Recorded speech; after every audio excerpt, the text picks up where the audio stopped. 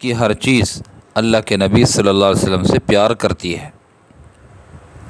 پتھر دیکھیں وہ پیار کر رہے ہیں، جانور دیکھیں وہ اللہ کے نبی سے پیار کر رہے ہیں۔ بخاری شریف میں ایک واقعہ مشہور ہے، نبی علیہ والسلام مسجد میں کھجور کے سوکھے تنے پر ٹیک لگا کر خطبہ دیا کرتے تھے۔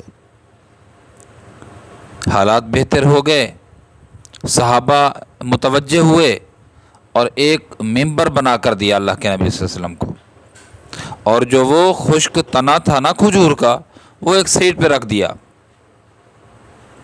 جب اللہ کے نبی صلی اللہ علیہ وسلم بیٹھے اس پر تو رونے کی آواز آئی۔ سمجھ نہیں آئی ابتدائی طور پر کہ کون رو رہا ہے، سسکیاں بلک بلک کر کے رو رہا ہے۔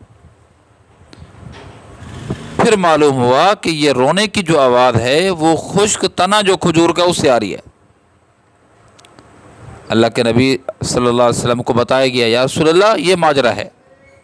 تو حضور علیہ السلام نے جا کر اس تنے کو سینے سے لگایا اور قسم اٹھا کر فرمایا اللہ کی قسم، یہ کھجور کا خشک تنا قیامت تک روتا رہتا اگر میں محمد اس کو اپنے سینے سے نہ لگاتا۔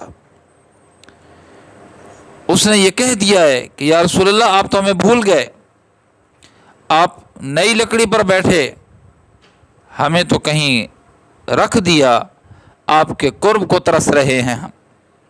حضور علیہ السلام نے جب سینے سے لگایا تو اس کی جو محبت کی جو آگ تھی وہ ٹھنڈی پڑ گئی۔ میرے پیارے، ہم اپنے نسبت کو تو پہچانیں کہ ہم کس کی امتی ہیں۔ اس نبی کے امتی ہیں، اس نبی اکرم صلی اللہ علیہ وسلم کے امتی ہیں۔